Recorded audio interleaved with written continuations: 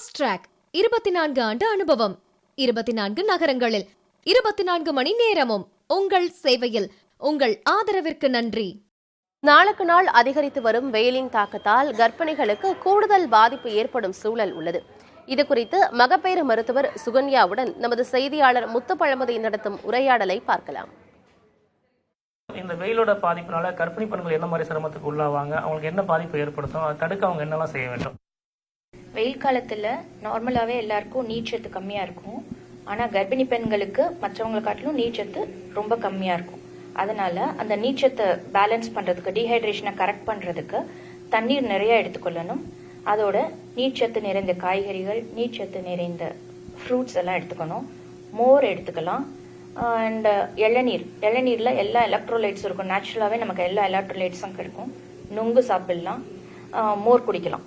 இதெல்லாம் சாப்பிட்டு நம்ம நல்லா ஹைட்ரேட்டடா வச்சுட்டோம்னா கர்ப்ப காலத்துல வர்ற தொந்தரவுகளை தவிர்க்கலாம். என்ன மாதிரி பாதிப்பு கொடுக்கும், குழந்தைகளுக்கு எதுவும் பாதிப்பு கொடுக்குமா, அதை தடுக்கணும்னா என்ன மாதிரி விழிப்புணர்வு அவங்களுக்கு தேவைப்படுது? கருச்சிதைவு ஏற்படுத்தாது. ஆனா ரொம்ப உடல் சோர்வு, டயர்ட்னஸ், கிடினஸ், மயக்கம் ஜாஸ்தியாக இருக்கும். அண்ட் அந்த கால் பிடிச்சி இழுக்கிறது, நைட் எல்லாம் பிரெக்னன்ட் பேஷண்ட்ஸ் கால் ரொம்ப பிடிச்சி இழுக்குதுன்னு சொல்லுவாங்க.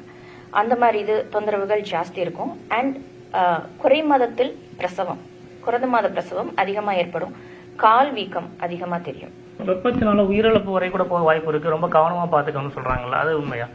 ஹைட்ரேஷன் நல்லா இல்லைன்னா ஹீட் ஸ்ட்ரோக், வெயில்ல ரொம்ப அலைஞ்சு ஹைட்ரேஷன் நல்லா இல்லைன்னா ஹீட் ஸ்ட்ரோக் வரது கூட வாய்ப்பு இருக்கு.